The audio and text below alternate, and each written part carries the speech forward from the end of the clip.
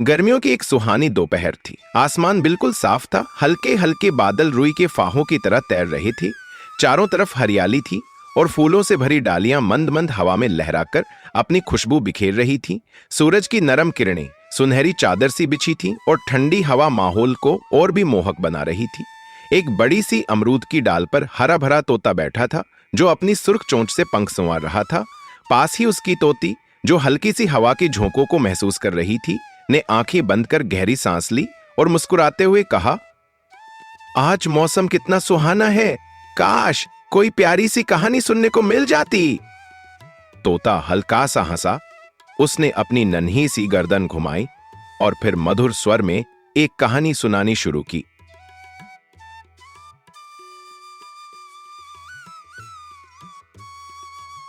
राजा प्रसन्नजीत अपने राज्य के एक धर्मपरायण और न्यायप्रिय शासक थे। वे न सिर्फ अपनी प्रजा के रक्षक थे, बल्कि उनके सच्चे शुभचिंतक भी थे। उनके शासन में सभी लोग शांति और समृद्धि से जीवन व्यतीत कर रहे थे। राजा के 4 बेटे थे और वे भी अपने पिता की तरह धर्मपरायण, निडर और प्रजा की भलाई के लिए समर्पित थे। वे हमेशा अपने राज्य की रक्षा और लोगों की सेवा करने के लिए तत्पर रहते थे। राजा को अपने बेटों पर गर्व था, क्योंकि वे न सिर्फ बहादुर थे, बल्कि दयालु और समझदार भी थे।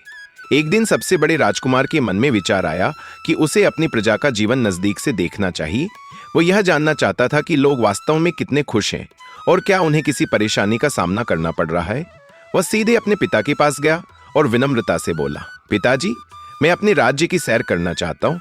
मैं खुद जाकर देखना चाहता हूँ कि हमारी प्रजा कैसी है और उनकी भलाई के लिए और क्या किया जा सकता है। कृपया मुझे यात्रा की अनुमति दें। राजा प्रसन्नजीत अपने बेटे की इस भावना से बहुत प्रसन्न हुए। उन्होंने मुस्कुराते हुए सहमति दे दी और कहा, जाओ बेटा, अपनी प्रजा की भलाई को करीब से समझो। यह अनुभव तुम्हें एक अच्छा शासक बनने में मदद करेगा। राजकुमार ने अपने पिता के आशीर्वाद के साथ यात्रा शुरू की। वह अपने घोड़े पर सवार होकर अलग अलग गांवों और कस्बों में जाने लगा। उसने देखा कि लोग खुशी खुशी अपना जीवन व्यतीत कर रहे हैं, लेकिन कुछ जगहों पर लोग कठिनाइयों का सामना भी कर रहे थे। वह उनके दुख दर्द समझने की कोशिश कर रहा था और उनकी मदद करने के तरीके सोच रहा था। यात्रा के दौरान एक दिन वह एक घने जंगल से गुजर रहा था। तभी उसकी नजर एक अजीब दृश्य पर पड़ी। उसने देखा कि जंगल के बीचों बीच एक आदमी लोहे की बेड़ियों में जकड़ा हुआ था। वह बहुत ही दुखी और असहाय लग रहा था। उसके पास ही एक तपस्वी साधु ध्यानमग्न बैठे थे। साधु के पास 4 अद्भुत घोड़े खड़े थे। ये साधारण घोड़े नहीं थे, ये अलौकिक और चमत्कारी घोड़े थे, जिन्हें कहा जाता था। इन घोड़ों में अद्भुत शक्ति थी। वे इतनी तेजी से दौड़ सकते थे कि पानी, जमीन और आकाश कहीं भी बड़ी आसानी से यात्रा कर सकते थे। उनकी चमकती आंखें और बलशाली शरीर देखकर ही अंदाजा लगाया जा सकता था कि वे साधारण जीव नहीं थे। राजकुमार ये देखकर हैरान रह गया। वह समझ नहीं पा रहा था कि ये सब क्या हो रहा है। कौन था वह आदमी जो बेड़ियों में जकड़ा हुआ था, और वह साधु कौन था जिसके पास ये चमत्कारी घोड़े थे? उसके मन में कई सवाल उठने लगे। क्या यह कोई राज है? क्या इस आदमी को किसी ने जबरदस्ती कैद किया है? और ये साधु कौन है? उसने सोचा। राजकुमार घोड़े से उतरा और धीरे धीरे उस तपस्वी की ओर बढ़ने लगा। अब वह सच जानना चाहता था। राजकुमार तपस्वी के सामने श्रद्धा से झुका और मन ही मन सोचने लगा, मैं राजा प्रसन्नजीत का बेटा हूं। मेरी जिम्मेदारी सिर्फ राज्य चलाने तक सीमित नहीं है, बल्कि मुझे अपनी प्रजा की जरूरतों को समझना चाहिए और उनकी भलाई के लिए काम करना चाहिए। ये मेरा कर्तव्य है कि मैं उनकी समस्याओं को करीब से जानूं और उन्हें हल करने का प्रयास करूं। जैसे ही ये विचार उसके मन में आया, तपस्वी ने उसे ध्यान से देखा और एक गहरी मुस्कान के साथ कहा, मेरे पास 4 अलौकिक घोड़े हैं। ये साधारण घोड़े नहीं, बल्कि तेज रफ्तार, शक्तिशाली और दिव्य गुणों से युक्त हैं। इनकी मदद से तुम अपनी यात्राओं को आसान बना सकते हो और अपनी प्रजा की सेवा में इनका उपयोग कर सकते हो। लेकिन याद रखना, यह घोड़ा तुम्हें तभी मिलेगा जब तुम अपने देखे गए दृश्यों की सही व्याख्या कर सकोगे। यदि तुम असफल हुए तो तुम्हें पत्थर बना दिया जाएगा। राजकुमार को यह चुनौती कठिन तो लगी, लेकिन उसने निडरता से कहा, जैसी आपकी इच्छा, तो भाई बहान दिया जाएगा। राजकुमार को यह चुनौती कठिन तो लगी, लेकिन उसने निडरता से कहा, जैसी आपकी इच्छा गुरुजी, मैं इस परीक्षा के लिए तैयार हूं। मैं अपने कर्तव्यों का पालन करूंगा और पूरी कोशिश करूंगा कि आपके प्रश्नों का सही उत्तर दे सकूं। तपस्वी ने उसे एक घोड़ा दिया और राजकुमार यात्रा पर निकल पड़ा। उसने कई गांवों और नगरों की यात्रा की। रास्ते में उसने देखा कि प्रजा का जीवन सामान्य रूप से चल रहा था। लेकिन अचानक उसकी नजर एक बेहद सुंदर खेत पर पड़ी। यह खेत जीवन से भरा हुआ था। हर तरफ हरे भरे पेड़, फलों से लदे वृक्ष, रंग बिरंगे फूल और लहलहाती फसलें थीं। हल्की बारिश की फुहारों ने जमीन को और भी सुंदर बना दिया था। खेत की ताजगी और हरियाली देखकर राजकुमार मंत्रमुग्ध हो गया। उसने कुछ देर वहां रुककर इस खूबसूरत नजारे का आनंद लिया और फिर अपनी यात्रा जारी रखी। घंटों की यात्रा के बाद जब वह वापस लौटने लगा तो उसने देखा कि वही खेत अब उजाड़ हो चुका था। वहां की मिट्टी से अजीबोगरीब डरावनी आकृतियां उभर रही थीं, जो मानो उस खेत को ही खा रही थी। वह आश्चर्यचकित रह गया। यही कैसे हो सकता है? कुछ ही घंटों पहले यह खेत इतना हरा भरा था और अब यह पूरी तरह बर्बाद हो चुका है। राजकुमार ने सोचा। यह दृश्य उसकी समझ से परे था। जवाब तलाशते हुए वह तपस्वी के पास लौट आया।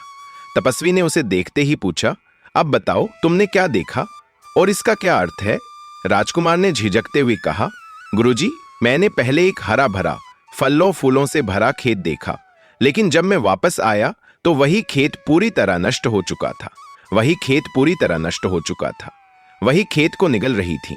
वहां की मिट्टी से अजीब जानवरों जैसी आकृतियां निकल रही थीं, जो खेत को निगल रही थी। तपस्वी ने गंभीर स्वर में कहा, घोड़े से उतरने से पहले हमारा समझौता याद करो। तुम्हें सिर्फ बताना नहीं, बल्कि इसका सही अर्थ भी समझाना है। राजकुमार कुछ देर सोचता रहा, लेकिन वह इस रहस्य को समझ नहीं सका। उसने अनुमान लगाने की कोशिश की, लेकिन उसका उत्तर गलत था। तपस्वी ने अपनी माला झटकी और एक तेज रोशनी चारों ओर फैल गई। अगले ही पल राजकुमार पत्थर की मूर्ति में बदल चुका था। दिन बीतते गए, लेकिन जब बड़ा राजकुमार वापस नहीं आया तो राजा प्रसन्नजीत चिंतित हो उठे। उन्होंने अपने दूसरे बेटे को बुलाया और कहा, बेटा, तुम्हारा बड़ा भाई कई दिनों से लौटा नहीं है। मुझे चिंता हो रही है कि उसे कोई अनहोनी न हो गई हो। जाओ, उसे खोज कर लाओ। दूसरा राजकुमार बिना समय गंवाए यात्रा पर निकल पड़ा। वह भी उसी जंगल में पहुंचा जहां उसके भाई की आखिरी बार मौजूदगी की खबर थी। वहां तपस्वी अभी भी अपने स्थान पर बैठे थे। राजकुमार ने हाथ जोड़कर विनम्रता से पूछा, गुरुजी, क्या आपने मेरे बड़े भाई को देखा है? मैं उसे कई दिनों से ढूंढ रहा हूं। तपस्वी ने शांत स्वर में उत्तर दिया, तुम्हारा भाई अब पत्थर बन चुका है, लेकिन अगर तुम मेरे सवालों के सही जवाब दे सको और उनके अर्थ समझा सको तो मैं उसे जीवन वापस दे सकता हूं। राजकुमार चौंक गया और कुछ देर सोचने लगा। फिर उसने तपस्वी से पूछा, कैसे? मेरे भाई को क्या हुआ? तपस्वी ने जवाब दिया, तुम देख रहे हो ये घोड़े? तुम्हारे भाई ने भी एक घोड़ा लिया था, लेकिन वह जो कुछ भी देखा उसका सही अर्थ समझाने में असफल रहा, इसलिए वह पत्थर बन गया। क्या तुम अपने भाई को मुक्त करना चाहते हो? दूसरे राजकुमार ने बिना झिझक सिर हिलाया और तपस्वी की शर्तें मान ली। तपस्वी ने फिर से वही सवाल दोहराया, तुम्हारे भाई ने पहले एक हरा भरा फलों फूलों से भरा खेत देखा, लेकिन लौटते समय वही खेत मिट्टी की डरावनी आकृतियों द्वारा खाया जा रहा था। इसका क्या मतलब है? दूसरा राजकुमार भी उलझन में पड़ गया, लेकिन उसने हार नहीं मानी। वह तपस्वी से विदा लेकर अपनी यात्रा पर निकल पड़ा। रास्ते में उसने एक और अजीब नजारा देखा।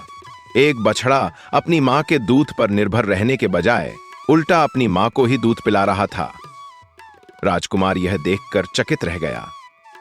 यह कैसे संभव है? बछड़ा तो मां से दूध पीता है, फिर यह अपनी मां को दूध कैसे पिला सकता है? यह दृश्य उसे और उलझा रहा था। अब उसके सामने दो रहस्य थे, पहला खेत का उजड़ना और दूसरा बछड़े का अपनी मां को दूध पिलाना। क्या इन दोनों घटनाओं का कोई गहरा अर्थ है? उसने खुद से सवाल किया। अब वह और भी सतर्क हो गया। उसने सोचा, मुझे जल्दबाजी में कोई उत्तर नहीं देना चाहिए। पहले मुझे इसे ठीक से समझना होगा। अगर मैंने गलती की तो मेरे साथ भी वही होगा जो मेरे भाई के साथ हुआ। वह आगे बढ़ा, यह सोचते हुए कि इन रहस्यमय दृश्यों का अर्थ क्या हो सकता है। वही इस अजीब दृश्य को देखकर चकित रह गया। वह वापस तपस्वी के पास गया और बोला, गुरुदेव, यह घोड़ा बहुत ही सुंदर और शानदार है। इसकी गति बहुत अच्छी है। साधु ने कहा, राजकुमार, ध्यान से सुनो। मेरी शर्त के अनुसार तुमने जो देखा है वह मुझे बताओ। राजकुमार ने कहा, गुरुजी, मैंने एक घायल गाय को देखा जिसने हाल ही में जन्म दिया था और उसका बछड़ा अपनी मां का दूध पी रहा था। इस पर साधु ने कहा, मुझे इसका अर्थ नहीं बता सकता। जैसे ही उसने यह कहा, वह भी पत्थर में बदल गया। 2 दिन और बीत गए, लेकिन कोई भी राजकुमार वापस नहीं लौटा। राजा प्रसन्नजीत और भी चिंतित हो गए। उन्होंने अपने तीसरे पुत्र से कहा, बेटा, तुम्हारे दोनों बड़े भाई कई दिनों से घर नहीं लौटे हैं। तुम जाओ और उनका पता लगाओ। तीसरा राजकुमार भी उनकी तलाश में निकल पड़ा और घूमते घूमते उसी जंगल में उसी साधु के पास पहुंचा। साधु के सुंदर घोड़ों को देखकर राजकुमार का मन उन पर मोहित हो गया। वह तपस्वी के पास आया और उत्साहित होकर बोला, हे वृद्ध, मुझे नहीं पता कि मेरे दोनों बड़े भाई कहां खो गए हैं। मैं उन्हें ढूंढना चाहता हूं और आपके ये घोड़े मेरी मदद कर सकते हैं। क्या ये दिव्य और चमत्कारी हैं? क्या आप मुझे इनमें से एक घोड़ा दे सकते हैं? साधु ने गंभीर स्वर में कहा, राजन, यदि तुम अपने दोनों भाइयों को जीवित देखना चाहते हो तो मुझे तुमसे 2 प्रश्न पूछने दो। राजकुमार ने कहा, पूछिए गुरुदेव, मैं उत्तर देने की पूरी कोशिश करूंगा। साधु बोले, तुम्हारे पहले भाई ने एक सुंदर हरा भरा खेत देखा था जिसमें फसलें लगी हुई थीं, लेकिन जब वह लौटा तो वही खेत उजाड़ और बर्बाद हो चुका था।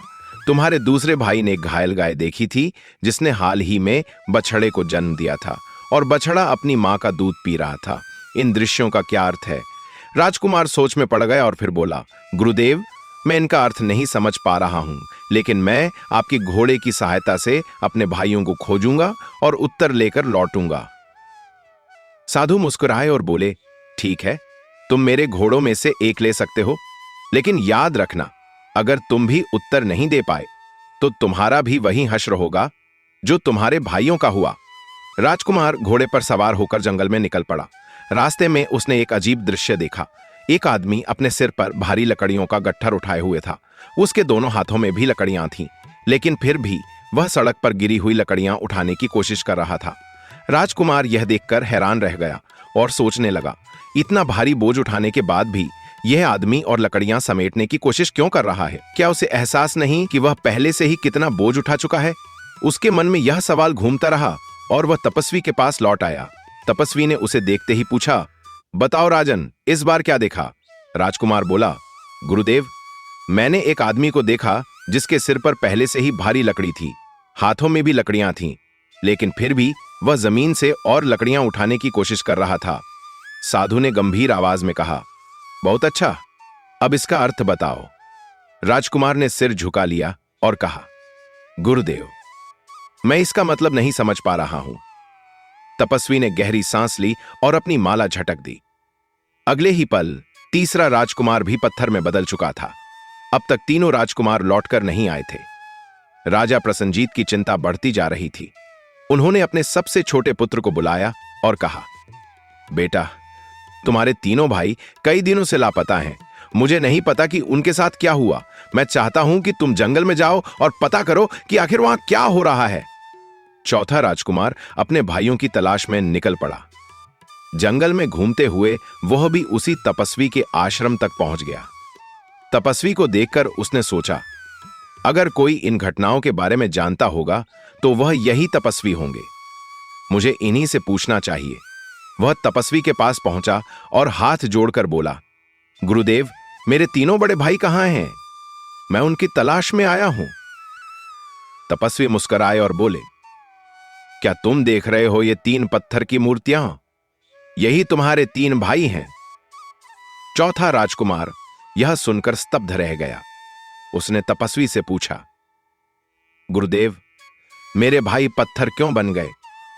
इसके पीछे कारण यह है कि उन्होंने मुझसे यात्रा के लिए घोड़े किराए पर लिए थे और मेरे घोड़ों की शर्त यह थी कि जो कुछ भी तुम देखोगे तुम मुझे उसका अर्थ बताओ। तब साधु ने उस छोटे राजकुमार के बारे में बताया जिसने अपने 3 जानवरों में से एक को देखा था। छोटे राजकुमार ने चौथे राजकुमार को यह बात बताई। चौथा राजकुमार कहने लगा, गुरुजी, मुझे अपना घोड़ा दीजिए, मैं जाकर देखूंगा और समझूंगा कि क्या करना है और फिर मैं आपको जवाब दूंगा। फिर चौथे राजकुमार ने भी एक घोड़ा लिया और उसके साथ यात्रा पर निकल पड़ा। जब वह जंगल से लौट रहा था तो उसने देखा कि 7-8 लोग एक साथ खड़े थे और उनके बीच में एक कुआं था। फिर राजकुमार ने देखा कि उस कुआं के बीच में 2 सांप थे। लोगों ने उन सांपों को बाहर निकालने की कोशिश की, लेकिन वे सफल नहीं हो सके। इसके बाद राजकुमार ने देखा कि किसी समस्या के समाधान के लिए एक विशेष चाबी की जरूरत थी, लेकिन जब 7वां भाग बनाया गया तब भी वह खाली स्थान नहीं भर सका। राजकुमार यह देखकर बहुत हैरान हुआ कि इस गोत्र के एक व्यक्ति को एक घर दिया गया और यह सब एक साथ हुआ। यदि कोई उस खाली स्थान को नहीं भर सकता था तो वह वापस अपने स्थान पर लौट जाता था। साधु ने पूछा, बताओ, तुमने क्या देखा? राजकुमार ने कहा, गुरुदेव, मैंने देखा कि वहां कड़ी मेहनत हो रही थी और उनके बीच में एक कुआं था। किसी ने उन सांपों को बाहर निकालने की कोशिश की, लेकिन वे एक भी सांप को बाहर नहीं निकाल सके। साधु ने कहा, मेरी शर्त के अनुसार बताओ कि इसका क्या अर्थ है। राजकुमार ने सिर झुका लिया और कहा, गुरुजी, मैं इसका अर्थ नहीं समझ पा रहा हूं। जैसे ही उसने यह कहा, चौथा राजकुमार भी पत्थर में बदल गया। जब 2 दिन और बीत गए और चारों राजकुमार नहीं लौटे, तो राजा स्वयं सोचने लगे, राजकुमारों के साथ कोई बड़ी विपत्ति हुई है। अब मुझे खुद घोड़े पर सवार होकर उनकी तलाश में जाना चाहिए। राजा कुछ दिनों के लिए राजकुमारों की खोज में निकल पड़े। संयोग से वे उसी जंगल में पहुंचे और उसी महान तपस्वी साधु को देखा। राजा ने सोचा, साधु को जरूर इस घटना के बारे में पता हो। उन्होंने साधु को प्रणाम किया और कहा, गुरुदेव, मेरे चारों पुत्र इस क्षेत्र में कहीं खो गए हैं। मैंने उन्हें लोगों की रक्षा करने और उनकी देखभाल करने के लिए भेजा था, लेकिन मुझे नहीं पता कि वे मुझसे कितनी दूर तक पहुंच गए हैं। वे वापस क्यों नहीं आए? क्या आप कुछ जानते हैं? साधु ने गंभीर स्वर में कहा, निश्चित रूप से ये 4 पत्थर की मूर्तियां तुम्हारे अपने राजकुमार हैं। राजा यह सुनकर स्तब्ध रह गए। उन्होंने पूछा, गुरुदेव, ये कैसे हुआ? साधु ने समझाया, इन राजकुमारों ने मेरे 4 घोड़े लिए और मेरी शर्त थी कि जो भी कुछ देखेगा वह मुझे उसके बारे में बताएगा और उसका अर्थ भी बताएगा।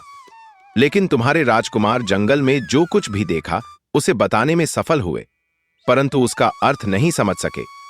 इसलिए मैंने उन्हें पत्थर में बदल दिया। यदि तुम सभी 4 प्रश्नों के उत्तर दोगे, तभी राजन, तुम्हारे चारों बेटे जीवित हो जाएंगे। और यदि तुम चाहो तो तुम घोड़ा ले जा सकते हो और जंगल में जाकर देख सकते हो कि तुम कब वापस आ सकते हो। तब राजा प्रसन्नजीत, जो एक बुद्धिमान व्यक्ति थे, बोले, साधु महाराज, कृपया मुझे अपना प्रश्न यहीं बताइए। मैं जंगल में नहीं जाऊंगा, बल्कि यहीं पर उत्तर दूंगा। साधु ने पहला प्रश्न पूछा, राजन, तुम्हारे जंगल में एक बड़ा सुंदर खेत है। इस खेत में फल और फूल उगाए जाते हैं। खेत की सुरक्षा के लिए एक बाड़ लगाई गई थी और वहां कुछ झंडे भी लगाए गए थे। कुछ समय बाद उन झंडों ने जानवरों का रूप ले लिया और खेत की फसलें खाने लगे। बताओ, यह बदलाव कैसे आया? तब राजा प्रसन्नजीत ने उत्तर दिया, गुरुदेव, यह कलयुग का संकेत है। भविष्य में ऐसे लोग होंगे जिन्हें तुम अपनी सुरक्षा के लिए नियुक्त करोगे। वे तुम्हारे 5 होंगे। वे तुम्हारे परिवार के सदस्य होंगे जिन्हें तुम्हारी रक्षा करनी थी, लेकिन वही तुम्हें खाएंगे, तुम्हें परेशान करेंगे। वे दोस्ती करके तुम्हें धोखा देंगे। यह भविष्य में होने वाला है। जो तुम्हारे सबसे करीबी हैं, वही तुम्हें सबसे अधिक कष्ट देंगे। यह सब कलयुग का परिणाम होगा। जैसे ही राजा ने यह उत्तर दिया, उसका पहला बेटा जीवित हो गया। राजा ने साधु से कहा, गुरुदेव, कृपया मुझे अपना दूसरा प्रश्न बताइए। साधु ने दूसरा प्रश्न पूछा, राजन, तुम्हारे दूसरे बेटे ने देखा था कि एक गाय जिसने हाल ही में एक बछड़े को जन्म दिया था, वह खुद अपनी मां का दूध पी रहा था। बताओ, इसका क्या अर्थ है? राजा बोले, गुरुदेव, यह भी कलयुग का संकेत है।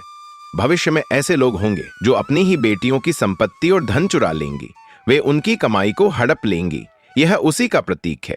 एक विधवा मां अपनी बेटी की संपत्ति अपने स्वार्थ के लिए इस्तेमाल करेगी। जो धन उसकी बेटी के भविष्य के लिए बचाया गया था, उसे भी वह खत्म कर देगी। यह इस बात का संकेत है कि भविष्य में ऐसा समय आएगा जब लोग अपनी बेटियों का भी ध्यान नहीं रखेंगे। राजा का यह उत्तर सुनते ही उसका दूसरा बेटा भी जीवित हो गया। साधु अब बहुत प्रसन्न हुआ। राजा ने साधु से कहा, कृपया मुझे अपना तीसरा प्रश्न बताइए। साधु बोले, राजन, तुम्हारे तीसरे बेटे ने देखा था कि एक अकेला व्यक्ति लकड़ी का गट्ठर अपने सिर पर लेकर चल रहा था। उसके हाथों में लकड़ी थी और फिर भी वह सड़क से और लकड़ी उठाने की कोशिश कर रहा था। बताओ, इसका क्या अर्थ है? तब राजा ने कहा, भविष्य में कलयुग में ऐसे लोग पैदा होंगे जो अपनी संपत्ति से संतुष्ट नहीं होंगे। वे दूसरों की संपत्ति छीनने की कोशिश करेंगे। इतनी संपत्ति होने के बावजूद वे गरीबों का शोषण करेंगे और उनकी संपत्ति भी छीन लेंगे। ये सब कलयुग में होने वाला है। जब साधु ने यह सुना तो वह बहुत खुश हुआ और राजा का तीसरा बेटा भी जीवित हो गया। राजा ने कहा, साधु महाराज, कृपया मुझे अपना चौथा प्रश्न भी बताइए। साधु ने कहा, राजन, तुम्हारे चौथे बेटे ने देखा था कि जंगल के बीच में एक कुआं था और उसके चारों ओर बहुत सारे लोग खड़े थे। एक मूर्ख व्यक्ति ने उन सांपों को कुआं में डाल दिया, लेकिन जब जरूरत पड़ी और वे गिरने लगे तो कोई भी व्यक्ति कुआं को भर नहीं सका। बताओ इसका क्या अर्थ है? राजा प्रसन्नजीत ने उत्तर दिया, गुरुदेव, यह कलयुग का सत्य दर्शन है। एक पिता अपने बच्चों का पालन पोषण करता है, उन्हें योग्य और सुसज्जित बनाता है, उनका पेट भरता है, उनकी हर जरूरत पूरी करता है। लेकिन जब वही पिता बूढ़ा हो जाता है और उसे सहारे की जरूरत होती है तो कोई भी संतान उसका पेट नहीं भरती। यही कलयुग का सत्य है। आजकल लोग अपने बुजुर्ग माता पिता को वृद्धाश्रमों में छोड़ देते हैं। ये कितना दुखद है। राजा का उत्तर सुनते ही उसका चौथा बेटा भी जीवित हो गया। खुशी खुशी राजा अपने चारों पुत्रों के साथ अपनी राजधानी लौट गया। तोता बोला, तो देखो तोती, ये कहानी हमें क्या सिखाती है? तोती ने सिर हिलाया और बोली, हाँ तोता, ये तो बड़ी अद्भुत बात निकली। राजा प्रसन्नजीत ने अपनी बुद्धिमानी से अपने चारों बेटों को बचा लिया, लेकिन उन बेटों को भी तो समझना चाहिए था ना? तोता चोंच सीधी करके बोला, बिल्कुल, देखना ही काफी नहीं होता, जो देखा उसका सही अर्थ समझना भी आना चाहिए, तभी हम मुसीबतों से बच सकते हैं। तोती ने आंखें फैलाकर कहा, और यह भी कि अपने माता पिता का आदर करना चाहिए, वे हमें पालते पोसते हैं, लेकिन कई लोग कलयुग में उन्हें ही भूल जाते हैं। तोता फड़फड़ाया और बोला, और हाँ, संतोष बहुत जरूरी है। जिनके पास पहले से बहुत कुछ होता है वे भी और पाने की लालसा में दूसरों का हक छीनने लगते हैं। लेकिन सच तो यह है कि जो अपने हिस्से से संतुष्ट रहता है वही सुखी रहता है। तोती मुस्कुराकर बोली, तो इसका मतलब यह हुआ कि हमें बुद्धिमानी से काम लेना चाहिए, अपनों का सम्मान करना चाहिए और लोभ से बचना चाहिए। तोता खुश होकर बोला, सही पकड़ा तोती, यही इस कहानी की सीख है। अब चलो उड़ चले, कहीं और जाकर किसी और को ये ज्ञान की बात सुनाते हैं। और फिर दोनों पंख फैलाकर उड़ चले। अपनी मीठी आवाज में ये सीख भरी कहानी दुनिया को सुनाने के लिए चैनल को लाइक करें, शेयर करें और सब्सक्राइब जरूर करें। ऐसी ही मजेदार और सीख भरी कहानियों के लिए जुड़े रहें। आपका एक लाइक हमें और बेहतरीन कहानियां बनाने के लिए प्रेरित करता है। अगर आपको यह कहानी पसंद आई तो कमेंट में बहुत बढ़िया जरूर लिखें। आपका साथ हमारी प्रेरणा है।